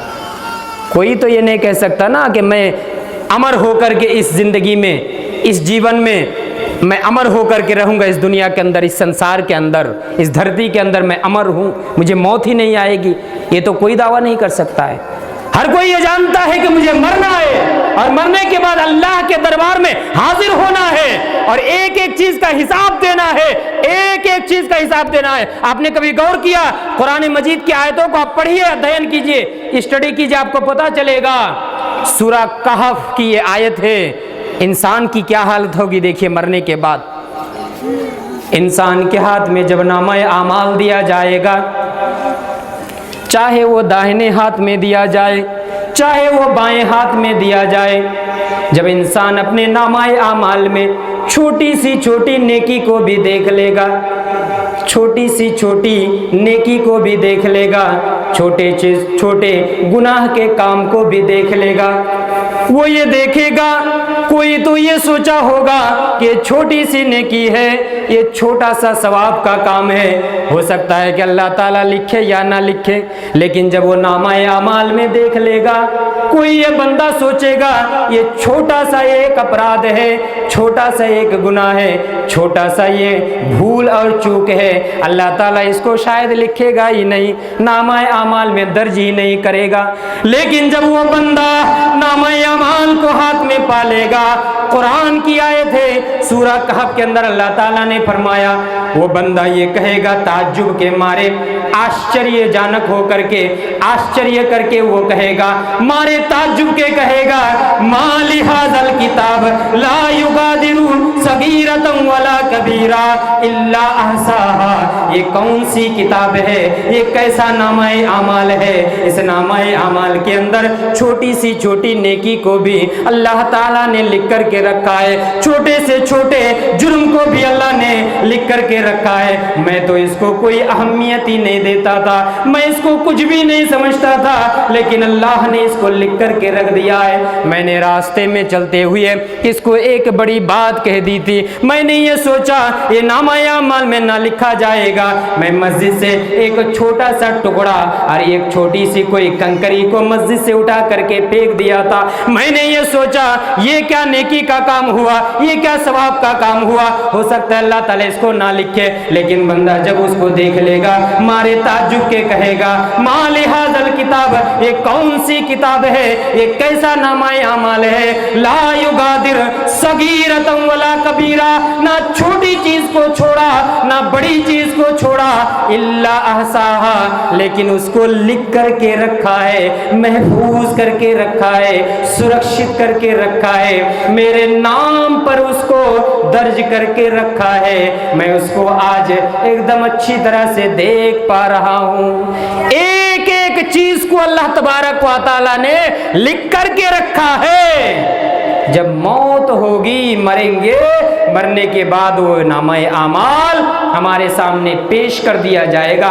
मेरे भाई और दोस्तों, इसलिए अगर हम चाहते हैं कि हमारा नामा आमाल हमारे दाहिने हाथ में मिले, हमारे नामा-ए आमाल में नेकी की लिस्ट हो, सवाब की लिस्ट हो, तो फिर हमारे लिए ज़रूरी है कि हम कुरान के अहकाम के मुताबिक ज़िंदगी बसर करें, कुरान के अहकाम के मुताबिक अपनी ज़िंदगी को आगे बढ़े। और कुरान के अहकाम में से एक हुक्म, एक विधान, एक नियम और पद्धति हिजाब भी है, पर्दा का एहतमाम भी है। इसलिए माओ बहनों, मैं आप लोगों से कहना चाहूँगा कि हिजाब का एहतमाम कीजिए, पर्दे का एहतमाम कीजिए। ये पर्दा उसी तरह फर्ज है जिस तरह नमाज फर्ज है, पर्दा उसी तरह ज़रूरी है जिस तरह ज़कात देना ज़रूरी है, पर्दा उसी तरह कंपलसरी है जिस तरह से हज करना कंपलसरी है। अगर इस्तिताअत हो उसी तरह से पर्दा करना ये हर एक औरत के लिए, हर एक महिला, हर एक मेरी बहन और माँ और बेटी के लिए जो बालिगा हो गई है, पर्दा का एहतमाम करना ये फर्ज है, ज़रूरी है, कंपलसरी है। इसलिए मेरे भाई और दोस्तों, माँ और बहनों, ये जलसा जुलूस का हम इनेकाद कर दे, तकरीरें सुन ले, रात भर भर करके हम रातों को जाग करके हम तकरीरें सुने, लेकिन अमल ना करे, लाखों रुपया खर्च कर दे, पानी की तरह बहा दे, इससे फायदा होने वाला नहीं है। कयामत के दिन अगर काम आएगा हमारा अमल काम आएगा, कयामत के दिन काम आएगा हमारी नेकियां काम आएगी, हमारा सवाब काम आएगा। किसी की तकरीर काम नहीं आएगी, किसी का भाषण काम नहीं आएगा, किसी का ये बयान काम नहीं आएगा। हाँ, ये बयान होता है हमारी इस्लाह के लिए कि इन बयानों को सुनने के बाद हम अपने आप की भी इस्लाह करें, हम आपको भी समझाने की कोशिश करें, ताकि हमारे दिलों के अंदर डर पैदा हो, हमारे दिलों के अंदर खौफ पैदा हो, हमारे दिलों के अंदर तकवा और परहेजगारी पैदा हो। यही चीज कयामत के दिन काम आएगी, कुछ भी काम नहीं आएगा। इसलिए आज हमें कुरान के ऊपर अमल करने की ज़रूरत है, ईमान को मजबूत करने की ज़रूरत है, अल्लाह के ऊपर भरोसा, अल्लाह के ऊपर तवक्कुल, अल्लाह के ऊपर विश्वास को मजबूत करने की ज़रूरत है। और देखिए सहाबा-ए-किराम का विश्वास, सहाबा-ए-किराम का तवक्कुल, सहाबा-ए-किराम का भरोसा अल्लाह के ऊपर किस तरह था, नबी सल्लल्लाहु अलैहि वसल्लम का भरोसा तवक्कुल अल्लाह के ऊपर किस तरह था। हम और आपने इस वाक़या को सुना है, हिजरत का वाक़या, फिर भी आपके सामने बयान करता हूँ मुख्तसरन, ताकि नसीहत के ज़रिए से कोई तब्दीली अगर आ जाए, अल्लाह ताला ने अगर चाहा तो। हिजरत की रात मुशरिकीन मक्का ने आप सल्लल्लाहु अलैहि वसल्लम के मकान को चारों तरफ से घेर रखा था। जिस दिन अल्लाह तबारक व तआला के नबी मुहम्मदुर रसूलुल्लाह सल्लल्लाहु अलैहि वसल्लम हिजरत करने के लिए तैयारी कर रहे थे, ऐसी हालत में मक्का के मुशरिकीन और मक्का के काफिरीन या आप सल्लल्लाहु अलैहि वसल्लम के मकान को, आप सल्लल्लाहु अलैहि वसल्लम के घर को चारों तरफ से घेर रखा था। और इस घेराव में اس جماعت میں، اس گروہ میں ہر ایک قبیلے کا ایک ایک آدمی تھا۔ مکہ کے اندر بہت سارے قبیلے اور بہت سارے خاندان کے لوگ تھے، ہر ایک خاندان کا ایک ایک آدمی تھا، ہر ایک خاندان کا ایک ایک فرد تھا۔ ان کا ایک ہی مقصد تھا کہ تمام کے تمام لوگ مل کر کے، ایک ساتھ مل کر کے آپ صلی اللہ علیہ وسلم کے اوپر آکرمن کریں، آپ صلی اللہ علیہ وسلم کے اوپر حملہ کریں، اٹیک کریں، تاکہ آپ صلی اللہ علیہ وسلم کو قتل کر دیا جائے اور آپ کے قتل کرنے کی ذمہ داری تمام قبیلوں پر آ جائے۔ اور یہ بنو ہاشم، جس قبیلے سے نبی صلی اللہ علیہ وسلم کا ریلیشن تھا، جس قبیلے سے نبی صلی اللہ علیہ وسلم کا تعلق تھا، یہ بنو ہاشم تمام لوگوں سے بدلہ لینے کی جرأت نہ کر سکے، بدلہ لینے کی ہمت نہ کر سکے۔ لیکن میرے بھائی اور دوستوں، اللہ جسے مارنا چاہتا ہے دنیا کی کوئی طاقت اسے بچا نہیں سکتی، اور اللہ جسے بچانا چاہتا ہے پوری دنیا لگ جائے، پوری دنیا षड्यंत्र کر لے، پوری دنیا کوشل کر لے، پوری دنیا اس کے پیچھے لگ جائے، اگر اللہ بچانا چاہے، اللہ اگر حفاظت کرنا چاہے، دنیا کی کوئی طاقت اس کا بال بھی باقا نہیں کر سکتی ہے۔ چنانچہ نبی صلی اللہ علیہ وسلم اس رات، ہجرت کے رات، اپنے گھر سے باہر نکلتے ہیں۔ باہر نکلنے کے بعد کافروں کے سامنے سے، مشرکین مکہ کے سامنے سے نکل جاتے ہیں، اور آپ صلی اللہ علیہ وسلم جب نکلتے ہیں، اللہ کی طرف سے کافروں کی آنکھوں کی بینائی، کافروں کی دیکھنے کی جو شکتی تھی، کافروں کی جو درشٹی شکتی تھی، اس درشٹی شکتی کو ختم کر دیا جاتا ہے۔ وہ نبی صلی اللہ علیہ وسلم کو مارنے کے لیے تیار تھے، مارنے کے لیے کھڑے تھے، لیکن نبی صلی اللہ علیہ وسلم کو وہ دیکھ نہیں پاتے ہیں۔ نبی صلی اللہ علیہ وسلم ان کی آنکھوں کو، ان کی آنکھوں سے، ان کی آنکھوں کے اوپر سے نکل جاتے ہیں۔ اب نبی صلی اللہ علیہ وسلم، میں مختصراً بیان کر رہا ہوں، نبی صلی اللہ علیہ وسلم ان کے آنکھوں کے سامنے سے نکلتے ہوئے اپنے یار گار، اپنے رفیق گار ابوبکر صدیق رضی اللہ تعالیٰ عنہ کو ساتھ میں لے لیتے ہیں، ساتھ لے کر کے چلتے ہیں، چلنے لگتے ہیں۔ اس وقت نہ ٹرین کا انتظام تھا، نہ ایروپلین کا انتظام تھا، نہ کوئی کار کا انتظام تھا اس وقت، اور سواری کی جاتی تھی، گھوڑے کے اوپر سواری کی جاتی تھی، گدھوں کے اوپر سواری کی جاتی تھی، لیکن نبی صلی اللہ علیہ وسلم کے اوپر، نبی صلی اللہ علیہ وسلم کے پاس کوئی گھوڑا بھی نہیں تھا، کوئی اونٹ بھی نہیں تھا، کوئی گدھا بھی نہیں تھا جس کو نبی صلی اللہ علیہ وسلم سواری کے لیے استعمال کریں۔ چنانچہ نبی صلی اللہ علیہ وسلم اپنے یار گار، رفیق گار ابوبکر صدیق کو ساتھ لے کر کے چلنے لگتے ہیں، پیدل چلنے لگتے ہیں۔ چلتے چلتے جب یہ اندیشہ ہوتا ہے، جب یہ ڈر لاحق ہوتا ہے کہ یہ کفار مکہ، یہ مشرکین مکہ، یہ بھی ہمارے پیچھے پیچھے آ رہے ہیں۔ اللہ کے نبی صلی اللہ علیہ وسلم بھی انسان تھے، ان کو بھی ڈر تھا، ان کو بھی اپنی جان کا خطرہ تھا۔ نبی صلی اللہ علیہ وسلم کیا کرتے ہیں؟ ابوبکر صدیق کو ساتھ میں لے کر کے، ہم جانتے ہیں، ہم نے واقعہ سنا ہے، غار ثور میں جا کر کے چھپ جاتے ہیں۔ غار ثور میں جب جا کر کے چھپتے ہیں، یہ مشرکین مکہ، یہ کفار مکہ تلاش کرتے کرتے آپ صلی اللہ علیہ وسلم کو ڈھونڈتے ڈھونڈتے آپ کی تلاش میں وہ بھی غار کے قریب تک پہنچ جاتے ہیں، غار کے ایک دم نکٹ پہنچ جاتے ہیں۔ بخاری کی روایت ہے، انس بن مالک رضی اللہ تعالیٰ عنہ سے مروی، یہ صحیح بخاری کی روایت ہے۔ ابوبکر صدیق بیان کرتے ہیں، اے اللہ کے نبی، ہم اور آپ یہاں غار ثور میں موجود، اے اللہ کے نبی، یہ کفار مکہ، یہ مشرکین مکہ، یہ مکہ کے کافرین، یہ مکہ کے مشرکین ہماری تلاش میں ہمیں ڈھونڈتے ہوئے قریب پہنچ گئے ہیں۔ اگر ان لوگوں نے صرف اور صرف اپنی نگاہوں کو نیچی کر کے دیکھ لی، اپنی آنکھوں کو اگر نیچی کر لی، اپنے پیر کی طرف دیکھ لیا، ہمیں دیکھ لے گا، ہماری خیریت نہیں، ہمیں مار دیا جائے گا، ہمیں قتل کر دیا جائے گا۔ یہ جملہ جب ابوبکر صدیق کی زبان سے نکلتا ہے، میرے بھائی اور دوستو، ذرا غور کرنے کا مقام ہے، ذرا غور تو کیجئے۔ نبی صلی اللہ علیہ وسلم پر قربان تو جائیے، نبی صلی اللہ علیہ وسلم پر قربان تو جائیے، نبی صلی اللہ علیہ وسلم کا توکل تو دیکھیے، نبی صلی اللہ علیہ وسلم کا بھروسہ تو دیکھیے، نبی صلی اللہ علیہ وسلم کا ایمان لیے جب ابو بکر صدیق نے کہا اے اللہ کے نبی ان لوگوں نے اگر قدم کی طرف دیکھ لیا, پیر کی طرف دیکھ لیا, ہماری خیریت نہیں, ہمیں نہ چھوڑا جائے گا, ہمیں مار دیا جائے گا, ہمیں قتل کر دیا جائے گا. نبی صلی اللہ علیہ وسلم جواب دیتے ہیں اے ابو بکر لا تحزن ان اللہ معنا.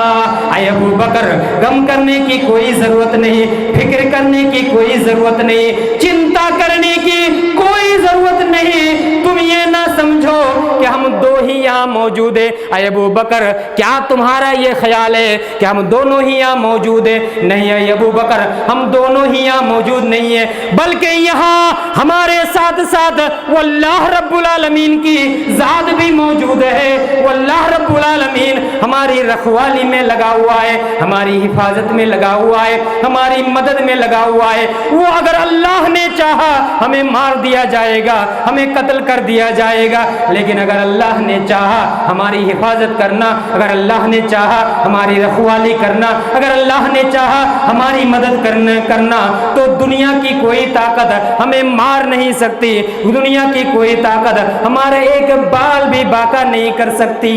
یہ نبی صلی اللہ علیہ وسلم کا توکل تھا, یہ نبی صلی اللہ علیہ وسلم کا بھروسہ تھا. میرے بھائی اور دوستوں, ماؤں بہنوں, یہ نبی صلی اللہ علیہ وسلم کا توکل, بھروسہ, وشواس اور صحابہ اکرام کا بھروسہ اور وشواس تھا.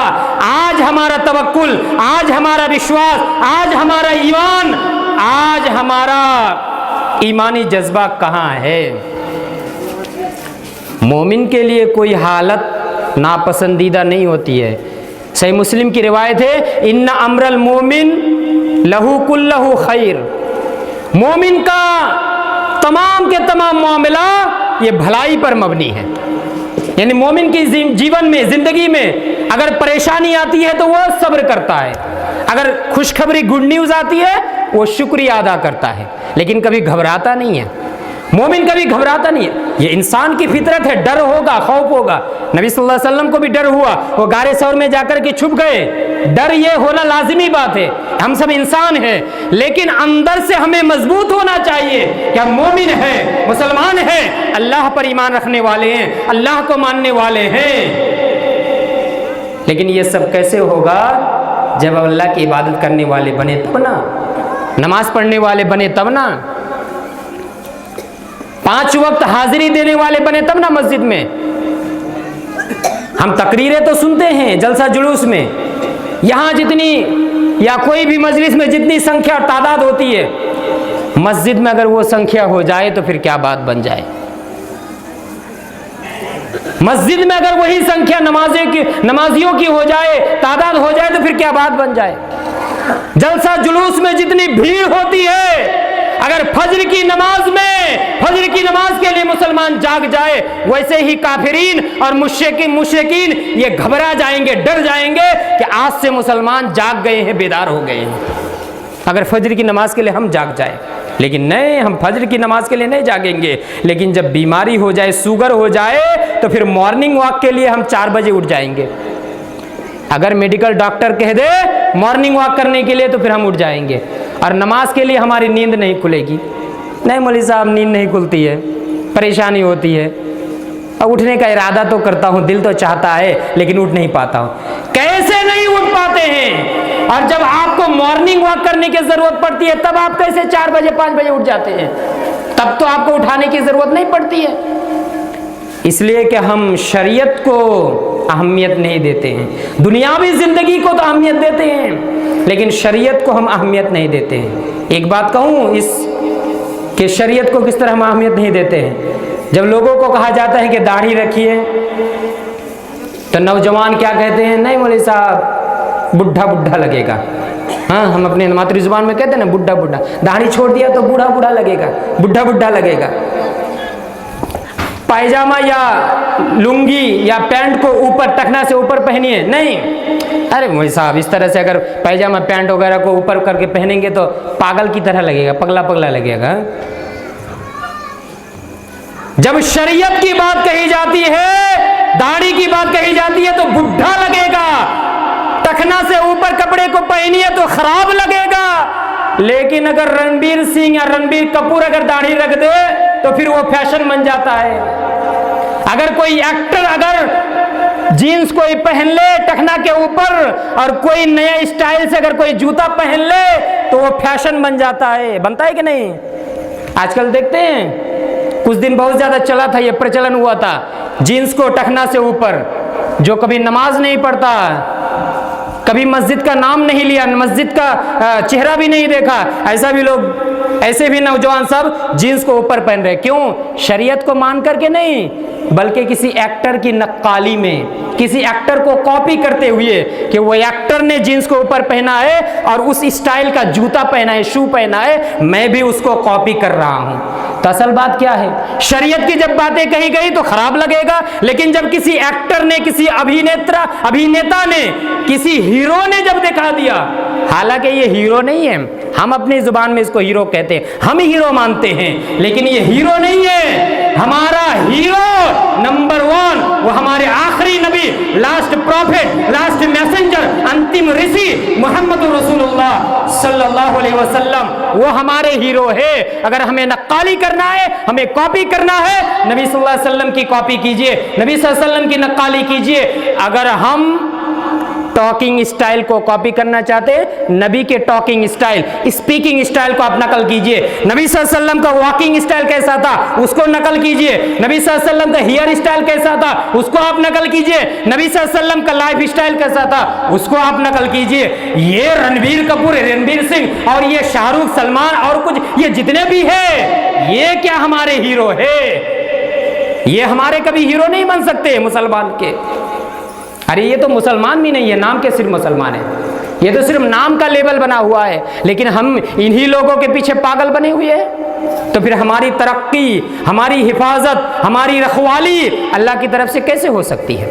जब हम नबी को हीरो मानने के लिए तैयार ना हो, नबी को रोल मॉडल मानने के लिए तैयार ना हो, नबी को उसवा और नमूना मानने के लिए तैयार ना हो, नबी को हम अपना उदाहरण और एग्जाम्पल मानने के लिए तैयार ना हो, तो फिर हमारी मदद आए तो कैसे आए, हमारी रखवाली हो तो कैसे हो? इसलिए अगर हम तरक्की चाहते हैं, अगर हम बुलंदियों की चोटियों पर पहुंचना चाहते हैं, हमारे लिए जरूरी है क्या है? सूरह आल इमरान सूरह नंबर 3 आयत नंबर 139 के अंदर अल्लाह ताला ने बयान फरमाया, वला तहिनु वला तहजनु व अंतुमुल आलऊन इन कुंतुम मुमिनीन। ऐ लोगों, गम करने की कोई जरूरत नहीं है, फिक्र करने की कोई जरूरत नहीं है, चिंता करने की कोई जरूरत नहीं है, परेशान होने की कोई जरूरत नहीं है। व अंतुमुल आलऊन, तुम ही सबसे ऊंचाई पर रहोगे, तुम ही सबसे बुलंदी पर रहोगे, तुम ही सरबुलंदी पर रहोगे, कामयाबी के चोटी पर तुम कायम और दायम रहोगे। लेकिन एक शर्त है, इन कुंतुम मुमिनीन, अगर तुम मोमिन बन करके रहे, अगर तुम नमाज पढ़ने वाले बनकर रहे, अगर तुम रोजा रखने वाले बने, अगर तुम ज़कात निकालने वाले बने, अगर तुम हज करने वाले बने, अगर तुम पर्दा करने वाले बन जाओ, तो फिर तुम ही सबसे बुलंदियों के ऊंचे मकाम पर रहोगे। लेकिन जब हम कुरान के अहकाम को मानने के लिए तैयार ना हो, कुरान के फरमान को मानने के लिए तैयार ना हो, कुरान की तालीमात को मानने के लिए तैयार ना हो, कुरान के विधि विधान को हम अपनी जीवन में लागू करने के लिए तैयार ना हो, तो फिर हमें कामयाबी मिले तो कैसे मिले, हमें बुलंदी मिले तो कैसे मिले, हमें इज्जत मिले तो कैसे मिले, हमें कामरानी मिले तो कैसे मिले, हमें बुलंदियों की चोटियों पर पहुंचाए तो कैसे पहुंचाए और कौन पहुंचाए? मेरे भाई और दोस्तों, इसलिए हमें जरूरत इस बात की है, हम अपने आप को मुसलमान कहते हैं, अपने आप को मोमिन कहते हैं, मोमिन का ये काम है, बुनियल इस्लाम वाला खम्स, शहादत वल्ला इलाहा इल्लल्लाह व अन्ना मुहम्मद रसूलुल्लाह। अब्दुल्ला बिन उमर रजी अल्लाह तआला अन्हुमा से मरवी है, सही बुखारी हदीस नंबर 8, सही मुस्लिम हदीस नंबर 16। अब्दुल्ला बिन उमर बयान करते हैं, इस्लाम की बुनियाद, इस्लाम के अरकान और इस्लाम के बुनियादी काम 5 है। नंबर 1, इस बात की गवाही देना अल्लाह के सिवा कोई माबूद नहीं, अल्लाह के सिवा कोई इबादत के लायक नहीं, अल्लाह ही से صرف عبادت کے لائق ہے, اللہ ہی صرف ریاضت کے لائق ہے, اللہ ہی صرف سجدہ کے لائق ہے, اللہ کے سامنے ہی میں سرو سجود ہوں گا اور محمد صلی اللہ علیہ وسلم اللہ کے رسول ہیں. یہ نمبر 1 توحید کو مان لینا. نمبر 2 وإقام الصلاۃ, نماز کا قائم کر لینا. نمبر 3 وإیتاء الزکاۃ, زکوٰۃ کا نکال دینا اگر استطاعت ہے, اگر روپیہ پیسہ ہے. نمبر 4 والحج, حج کر لینا. نمبر 5 وصوم رمضان, رمضان کا روزہ رکھ لینا. یہ 5 چیزوں کو, اس 5 کاموں کو جب اسلام کے ارکان کہا گیا, اسلام کی بنیادی چیزیں بتائی گئی, پھر ہم کیسے مسلمان ہو سکتے ہیں؟ بغیر نماز پڑھ کے ہم کیسے مومن بن سکتے ہیں؟ بغیر زکوٰۃ نکالے ہم کیسے مومن بن سکتے ہیں؟ بغیر ہم حج کیے ہوئے کیسے مومن بن سکتے ہیں؟ بغیر ہم روزہ رکھے ہوئے کیسے مومن بن سکتے ہیں؟ اس لیے اللہ تعالیٰ نے بیان کیا, نہ غم کرو, نہ فکر کرو, نہ چنتا کرنے کی کوئی ضرورت نہیں ہے, تم ہی سب سے اونچے مقام پر رہو گے. لیکن ایک ہی شرط ہے, ایک ہی کنڈیشن ہے, ان کنتم مومنین, اگر تم مومن بن کر کے رہے. یہی چیز آپ دیکھیے ابو داؤد کی حدیث کے اندر نبی صلی اللہ علیہ وسلم نے بیان کیا. صحابہ کرام سنو, یوشک الامم ان تداعی علیکم, ایک ایسا زمانہ آئے گا, ایک ایسا وقت آئے گا, ایک ایسا سمے آئے گا, ایسا کرام سن کر کے رکھو, ایک ایسا زمانہ آئے گا کہ دوسری قوموں کو, دوسرے لوگوں کو مسلمانوں کے اوپر مسلط کر دیا جائے گا. دوسری قومیں غیر مسلموں کو مسلمانوں کے اوپر آکرمن کرانے کے لیے تیار کر دیا جائے گا, حملہ کرانے کے لیے تیار کر دیا جائے گا. اسی طریقے سے دوسرے لوگ مسلمانوں کے اوپر ٹوٹ پڑیں گے. جس طرح سے دسترخوان میں ببھن پرکار کے کھانا رہتا ہے اور اس کھانا کو دیکھ کر کے ایک بھوکا آدمی رہ نہیں سکتا, برداشت کیے بغیر کھانے کے اوپر ٹوٹ پڑتا ہے, اسی طرح ایک زمانہ آئے گا کہ مسلمانوں کے اوپر دوسری قوم کے لوگ ٹوٹ پڑیں گے. صحابہ کرام سوال کرتے ہیں, اے اللہ کے نبی, کیا اس وقت, اس زمانے میں, اس سمے میں مسلمانوں کی سنکھیا, مسلمانوں کی تعداد کم ہوگی؟ نبی صلی اللہ علیہ وسلم جواب دیتے ہیں, اے صحابہ کرام سنو, نہیں نہیں, تمہاری تعداد کم نہیں ہوگی, تمہاری سنکھیا کم نہیں ہوگی, بل انتم کثیر, تم بہت زیادہ تعداد میں رہو گے, تمہاری سنکھیا بہت زیادہ ہوگی. ولکنکم غثاء کغثاء السیل, لیکن تمہاری حالت اس طرح ہو جائے گی جس طرح سمندر میں جھاگ اٹھتا ہے, سمندر میں جس طرح ہم اپنی ماتری بھاشا میں کہتے ہیں پھیانا, جھاگ اٹھتا ہے. جھاگ کو دیکھ کر کے لگتا ہے کہ نہ جانے کون سی اور کتنی چیزیں اس جھاگ کے اندر ہیں, لیکن جب آپ اس جھاگ میں جا کر کے جھانکیں گے, ٹٹولیں گے تو کچھ بھی نہیں ملے گا. تمہاری سنکھیا بھی زیادہ ہوگی, تمہاری تعداد بھی زیادہ ہوگی, لیکن تمہاری حالت اس جھاگ کی طرح ہو جائے گی, سمندر کے پھینا کی طرح ہو جائے گی. یعنی تمہارے اندر کوئی ایمانی طاقت نہیں رہے گی, ایمانی قوت نہیں رہے گی, ایمانی جذبہ نہیں رہے گا, بلکہ تمہارے اندر وہن کی بیماری داخل ہو جائے گی. صحابہ کرام سوال کرتے ہیں, اے اللہ کے نبی, ومل وہن, وہن کیا چیز ہے؟ نبی صلی اللہ علیہ وسلم جواب دیتے ہیں, حب الدنیا و کراہیت الموت, تمہارے دلوں میں دنیا کی محبت آ جائے گی, دنیا کی پریم, دنیا کا پریم آ جائے گا, تم دنیا داری میں مست و مگن رہو گے, دنیا حاصل کرنے میں تم مست و مگن رہو گے. دنیا دنیا دنیا دنیا, مال مال, روپیہ روپیہ, پیسہ پیسہ, یہ کرنے میں تم مست و مگن رہو گے. دنیا میں کیسے کامیاب بن جاؤں, دنیا میں کیسے بلندی مل جائے, دنیا میں کیسی عزت مل جائے, تم صرف دنیا کے لیے پڑے رہو گے. وکراہیت الموت, اور موت کو ناپسند کرنے لگو گے. ویسے تو ہر انسان موت کو ناپسند کرتا ہے, لیکن نبی صلی اللہ علیہ وسلم یہاں بیان کرنا چاہتے ہیں کہ موت کو ناپسند کرنے لگو گے, یعنی تم موت کی تیاری نہیں کرو گے. مرنے کے بعد جو اللہ کے دربار میں جا کر کے ایک ایک چیز کا حساب دینا ہے, اس چیز کو تم بھول جاؤ گے, بھلا دو گے, اور تم دنیا میں پڑے رہو گے, دنیا داری میں مست و مگن رہو گے. اس لیے تمہارے اوپر دوسری قوموں کو مسلط کر دی جائے گی, دوسری قومیں تمہارے اوپر آکرمن کرے گی, حملہ کرے گی, اٹیک کرے گی. کیوں؟ تم ایماندار نہیں بنو گے, ایماندار بن کر کے نہیں رہو گے, مومنانہ زندگی اور جیون نہیں بتاؤ گے, اس لیے تمہاری یہ حالت ہوگی. میرے بھائی اور دوستو, اس لیے آج ضرورت اس بات کی ہے کہ آج ہم مومنانہ زندگی گزارنے کی کوشش کریں، ایماندارانہ زندگی گزارنے کی کوشش کریں۔ وقت بہت زیادہ ہو گیا ہے، بس میں آخر میں ایک واقعہ مختصراً بیان کر کے ختم کرتا ہوں۔